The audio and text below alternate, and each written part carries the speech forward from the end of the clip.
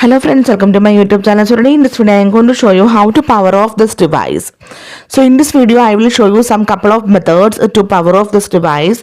The first one, just press on volume down button and the lock button for a couple of time. Yeah, you can see the window to power off and restart, emergency call and medical info. To power off this device, tap on the option power off and then confirm this option again, power off. So this is the first and basic method to power off this device. And the next one, go to the quick panel. So here you can see the option, the switch off power off option you can see on the top right side. If you tap on this one, you can see the same window to power off. So this is the second method to power off this device.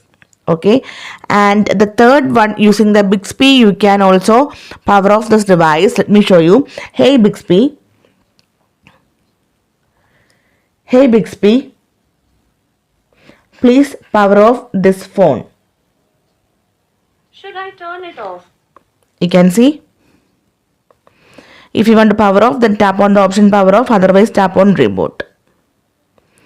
So in these couple of methods, you can power off this device. So hope you guys enjoy this video. Thank you for watching. Thank you. Bye-bye.